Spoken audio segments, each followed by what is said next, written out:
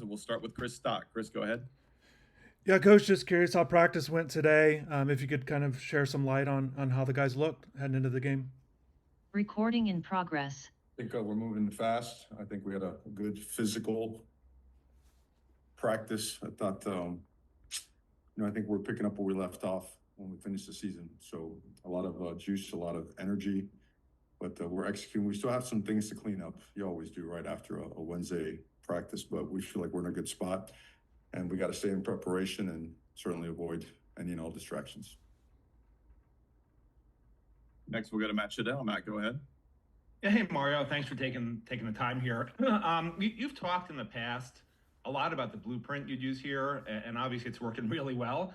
But can you talk a little about if the blueprint that you put into place is ahead of schedule, about what you expected with Miami now in the playoffs, and also how much work still remains in sort of your vision for what this program should look like year in and year out?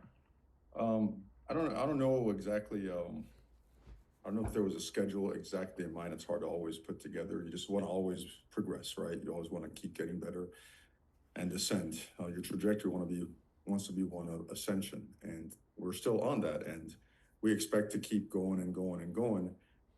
But the focus of everything, every ounce of our existence right now is certainly on the opportunity at hand in today's practice and meetings or whatnot. But we're in a great place. I think if you look at comparatively speaking, as it relates to, just around the country, like especially the last 2 years, everything points towards top 10, top 8, 7, 6 results.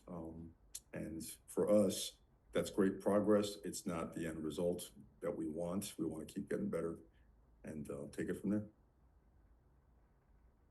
Next, we'll go to Adam Lichtenstein. Adam, go ahead. Hey Mario, 2 questions from me. First, kind of like you addressed with the first question about like staying focused, staying loose and stuff.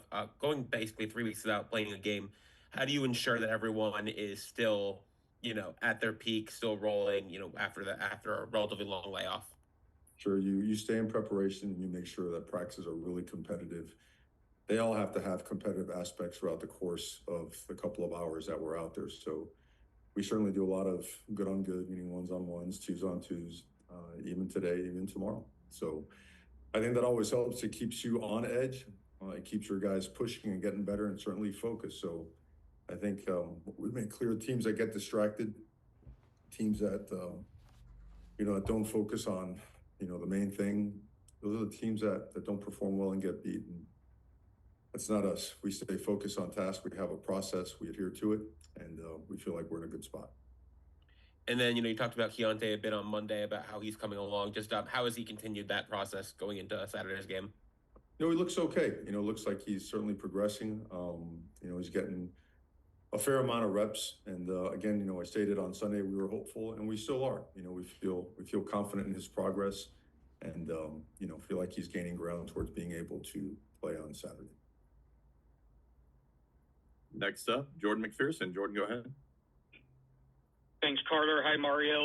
Wanted to ask you about CJ Daniels. We saw him more or less come back in the Pitt game, but overall, how has he been progressing health-wise? And assuming he goes full go like he's been trending towards it, how beneficial can he be in the passing game, considering how much the passing game is opened in his absence with so many other guys contributing as well?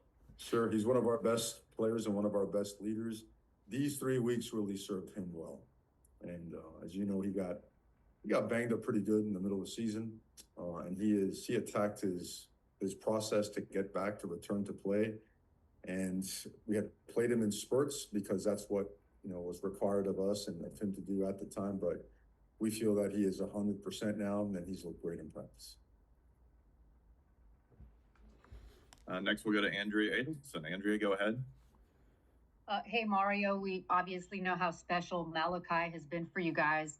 I'm just wondering, when you got him in there in spring, if there was a specific play or a moment early on where you were basically said to yourself, oh yeah, this was the guy we knew we were getting all along.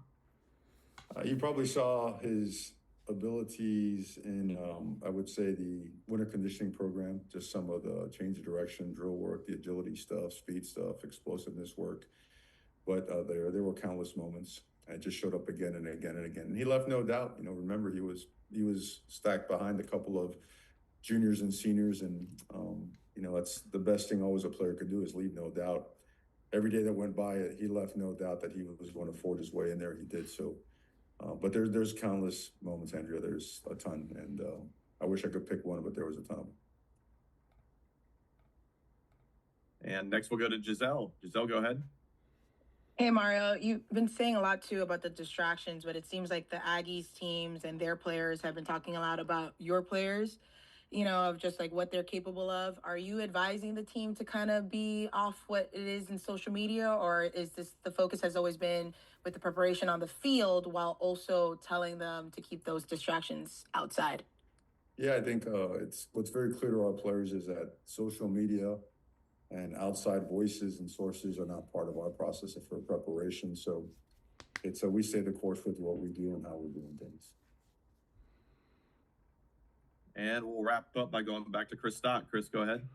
Mario, I was just curious if you guys did anything differently game prep wise from the SMU, the early start, and then obviously you guys had that at Pitt and Virginia Tech. Was there anything that you guys did early start wise as you maybe helped you in any sense? You know, we're a morning operation as it is, so those game times for us are really a bonus. That's when we practice, that's when we train. But as the entire season progressed, we always adapted and made changes, some a little bit more significant as we have gone on. And certainly our operation, we feel, has improved since then. I won't get into all the details of it, but we feel that we've improved our processes and that we have benefited from those changes down the stretch here in November, now heading into December. We feel it's going to help us.